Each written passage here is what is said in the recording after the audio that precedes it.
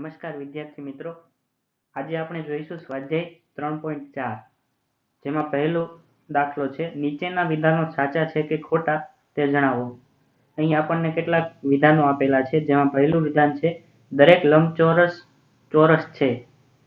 તો શું આ વિધાન સાચું છે? તો આપણે જોઈએ કે લંબચોરસ છે તે કંઈક આવું હશે. હવે દરેક લંબચોરસ ને આપણે ચોરસ કહી શકીએ નહીં. શા માટે? કારણ કે લંબચોરસમાં સામસામેની બાજુઓ સરખી હોય છે, પરંતુ બધી જ બાજુઓ સરખી હોતી નથી. જ્યારે અહીં ચોરસ છે તેમાં બધી જ બાજુઓ સરખી હોય અને દરેક ખૂણા કાટખૂણા હોય. આથી પહેલું વિધાન ખોટું છે કે દરેક લંબચોરસ છે એ ચોરસ નથી.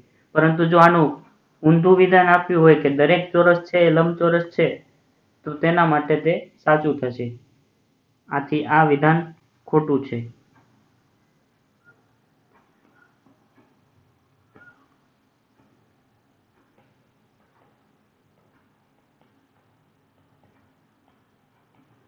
હવે બીજું વિધાન છે દરેક સમબાજુ ચતુષ્કોણ સમાંતર બાજુ ચતુષ્કોણ છે. તો સમબાજુ ચતુષ્કોણ છે તેમાં બધી જ બાજુઓ સરખી હોય છે અને સામસામે બધી જ બાજુઓ સરખી હોય, આથી સામસામેની બાજુઓ પણ સરખી હોય. આથી કહી શકાય કે આ વિધાન સાચું છે.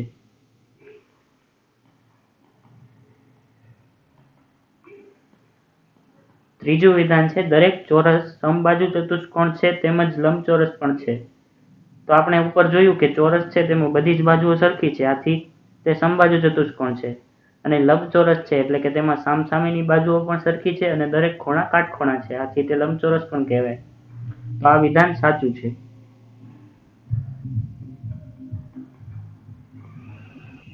ચોથું વિધાન છે દરેક ચોરસ સમાંતર બાજુ ચતુષ્કોણ નથી. દરેક ચોરસ છે તેમાં બધી જ બાજુઓ સરખી હોય છે અને સામસામેની બાજુઓ પણ સમાંતર હોય છે, પરંતુ અહીં આપણને કીધું છે કે સમાંતર બાજુ ચતુષ્કોણ નથી. તો આ વિધાન ખોટું થશે.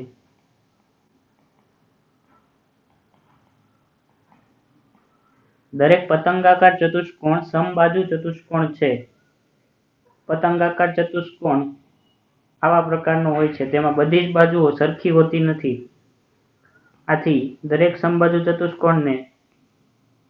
પતંગાકાર ચતુષ્કોણને સમબાજુ ચતુષ્કોણ કહેવાય નહીં. આથી આ વિધાન ખોટું છે.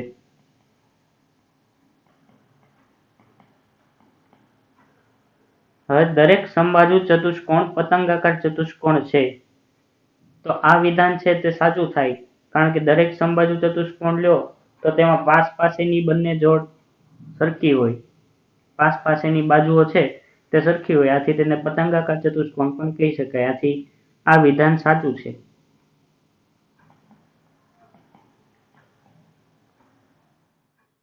હવે આગળનું વિધાન છે કે દરેક સમાંતર બાજુ ચતુષ્કોણ છે તે સમલંબ ચતુષ્કોણ છે. તો હવે સમલંબ ચતુષ્કોણની વ્યાખ્યા માટે આપણે આ થિયરીમાં શીખી ગયા હતા કે સમલંબ ચતુષ્કોણ છે એક એવો ચતુષ્કોણ છે જેમાં સામસામેની બાજુની ફક્ત એક જ જોડની બાજુઓ પરસ્પર સમાંતર હોય. તો હવે સમાંતર બાજુ ચતુષ્કોણમાં પણ સામસામેની બાજુની એક જોડ તો સમાંતર હોય જ છે. આથી આ વિધાન સાચું થશે. વિધાન સાચું છે. છેલ્લું વિધાન છે દરેક ચોરસ સમલંબ ચતુષ્કોણ છે. તો આ વિધાન પણ સાચું થાય, કેમ કે તેમાં સામસામેની બાજુની એક જોડ તો સમાંતર હોય જ છે. આથી વિધાન સાચું છે. હવે બીજો દાખલો છે એવા ચતુષ્કોણના નામ આપો કે જેમાં ચારેય બાજુની લંબાઈ સમાન હોય. તો વિદ્યાર્થી મિત્રો, આપણે એવા ચતુષ્કોણના નામ આપવાના છે જેમાં ચાર બાજુઓ છે તે સરખી હોય. તો તેવા ચતુષ્કોણ કયા કયા છે? તો આપણને બે પ્રકારના ચતુષ્કોણ મળે. એક તો સમબાજુ ચતુષ્કોણ કે જેમાં ચાર બાજુઓની લંબાઈ સરખી હોય છે, અને બીજો ચતુષ્કોણ છે ચોરસ. તેમાં પણ ચારેય બાજુની લંબાઈ સરખી હોય છે. હવે બીજી શરત છે તેમાં ચારેય ખૂણા કાટખૂણા હોય તેવા ચતુષ્કોણના નામ આપવાના છે. તો ચારેય ખૂણા કાટખૂણા હોય, ચોરસમાં ચારેય ખૂણા કાટખૂણા હોય, અને બીજું લંબચોરસમાં પણ ચારેય ખૂણા કાટખૂણા હોય.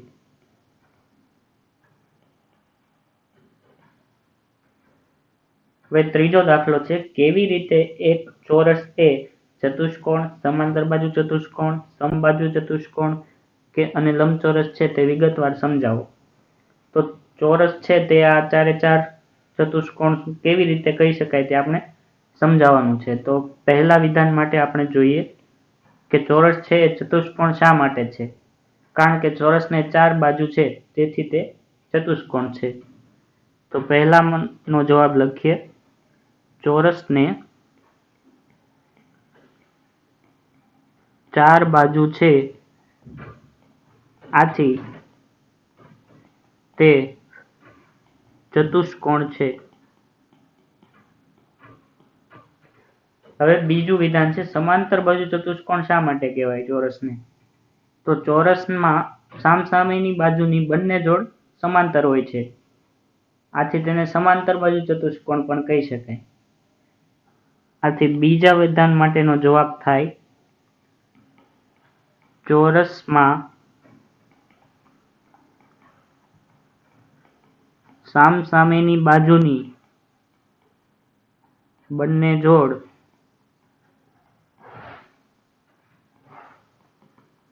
સમાંતર હોય છે, આથી ચોરસ એ સમાંતર બાજુ ચતુષ્કોણ છે.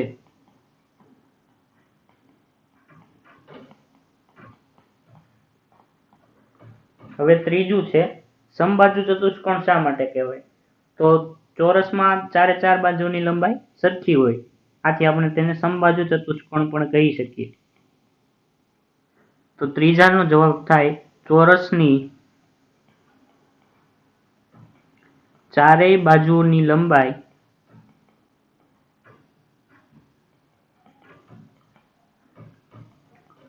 સરખી હોય છે,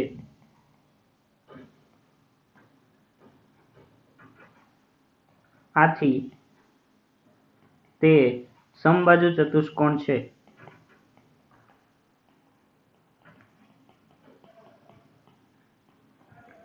અને ચોથું વિધાન છે, લંબચોરસ છે તેવું શા માટે કહી શકાય? તો તેનો જવાબ છે, ચોરસ એ ચારેય ખૂણાઓ કાટખૂણા છે ચોરસમાં, અને તે સમાંતર બાજુ ચતુષ્કોણ છે, આથી કહી શકાય કે લંબચોરસ છે તે લંબચોરસ પણ છે. ચોરસ એ ચારેય ખૂણા કાટખૂણા હોય છે,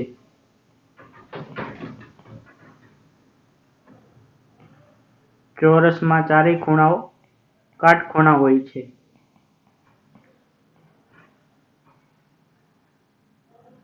તેઓ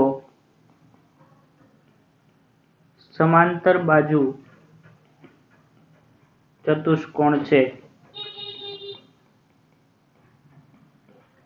તેથી તે લંબચોરસ છે.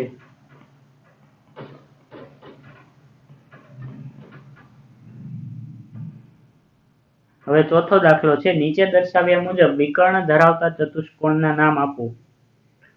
એવા કયા ચતુષ્કોણ છે કે જેમાં વિકર્ણો પરસ્પર દુભાગે છે? તો આપણે પહેલાનો જવાબ લખીએ, તો સમાંતર બાજુ ચતુષ્કોણ હોય તેમાં વિકર્ણો પરસ્પર દુભાગે. પછી સમબાજુ ચતુષ્કોણમાં પણ વિકર્ણો પરસ્પર દુભાગે છે. લંબચોરસમાં પણ વિકર્ણો પરસ્પર દુભાગે છે, અને ચોરસમાં પણ વિકર્ણો પરસ્પર દુભાગે છે. હવે બીજું છે, પરસ્પરના લંબ દ્વિભાજક હોય તેવા ચતુષ્કોણ કયા છે જેમાં વિકર્ણો પરસ્પર કાટખૂણે છેદતા હોય? તો બીજા માટેનો જવાબ છે, સમબાજુ ચતુષ્કોણ અને ચોરસ છે તેમાં વિકર્ણો પરસ્પર લંબ દ્વિભાજક હોય.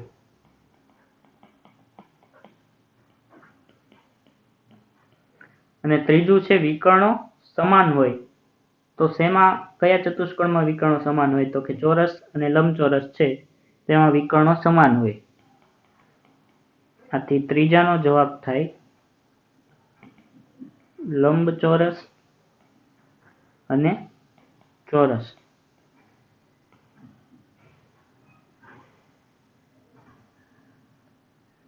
હવે પાંચમો દાખલો છે, લંબચોરસ એક બહિર્મુખ ચતુષ્કોણ છે તે સમજાવો. લંબચોરસ, સૌપ્રથમ આપણે લંબચોરસ જોઈએ તો લંબચોરસ કંઈક આવી રીતના હોય. હવે આપણે આના વિકર્ણો જો જોવા હોય તો તેના વિકર્ણો આ બંને છે. હવે આકૃતિમાં આપણે જોઈએ છીએ કે વિકર્ણો છે તે ચોરસ, લંબચોરસની અંદરની બાજુએ આવેલા છે. અને જો વિકર્ણો તે આ ચતુષ્કોણની અંદરની બાજુએ આવેલા હોય તો તેને આપણે બહિર્મુખ ચતુષ્કોણ કહીશું. આથી આપણે લખીએ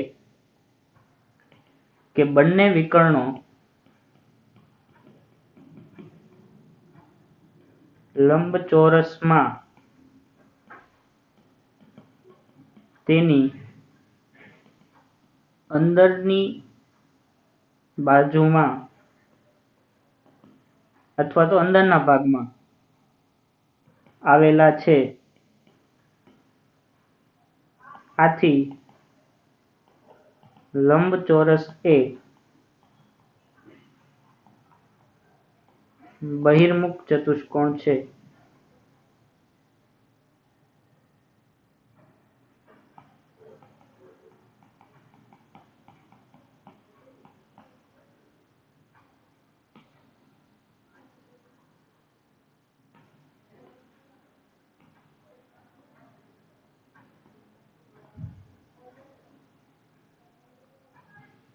હવે છઠ્ઠો દાખલો છે, કાટકોણ ત્રિકોણ એબીસી.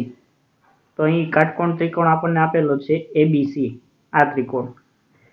તેમાં સામેની બાજુનું મધ્ય બિંદુ O છે. અહીં આપણને મધ્ય બિંદુ આપેલું છે O.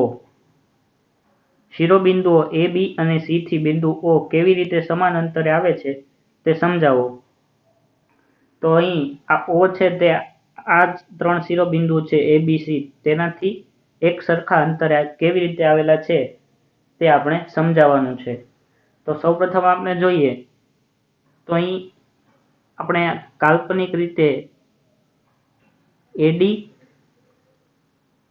DC અને OD આ ત્રણ દોરી શકીએ. હવે AD ને સમાંતર BC આવેલું છે એટલે કે રેખાખંડ AD સમાંતર રેખાખંડ BC થાય. તેવી જ રીતે રેખાખંડ AB અને રેખાખંડ DC પણ પરસ્પર સમાંતર છે. રેખાખંડ AB સમાંતર રેખાખંડ DC. હવે આ બંને શરત હોય તો આપણે કહી શકીએ કે આ સમાંતર બાજુ ચતુષ્કોણ છે. તો ચતુષ્કોણ ABCD એ સમાંતર બાજુ ચતુષ્કોણ થાય. હવે આપણે ગુણધર્મો શીખી ગયા કે સમાંતર બાજુ ચતુષ્કોણમાં વિકર્ણો પરસ્પર દુભાગે છે અને ABCD ના વિકર્ણ AC નું મધ્ય બિંદુ O છે. એટલે કે અહીં વિકર્ણ AC છે અને તેનું મધ્ય બિંદુ વિકર્ણ AC નું મધ્ય બિંદુ O થાય. આના પરથી આપણે કહી શકીએ કે મધ્ય બિંદુ O થી A અને C બંને સમાન અંતરે આવેલા છે અને અહીં આખો જે ચતુષ્કોણ છે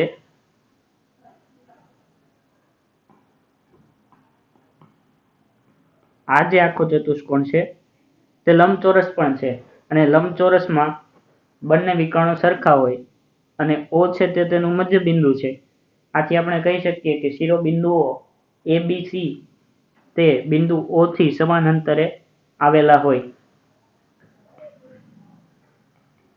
અહીં ABCD લંબચોરસ બને છે અને તેનો વિકર્ણ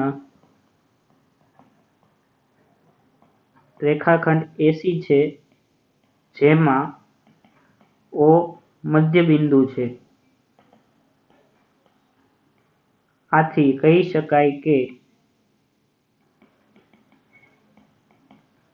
શિરોબિંદુઓ A, B અને C બિંદુ O થી સમાન અંતરે આવેલા છે. તો વિદ્યાર્થી મિત્રો, સ્વાધ્યાય 3.4 અહીં પૂર્ણ થાય છે. તે સાથે આપણું પ્રકરણ 3 પણ પૂરું થાય છે. જો તમને આ પ્રકરણમાં કોઈ ડાઉટ લાગે તો તમે કમેન્ટમાં લખીને જણાવી શકો છો. અને વિદ્યાર્થી મિત્રો, હજુ સુધી તમે આ ચેનલને સબસ્ક્રાઇબ ના કરી હોય તો સબસ્ક્રાઇબનું બટન દબાવો અને નોટિફિકેશન મેળવવા માટે બેલ આઇકન પર ક્લિક કરો. વધુ વિડીયો માટે જોડાયેલા રહો.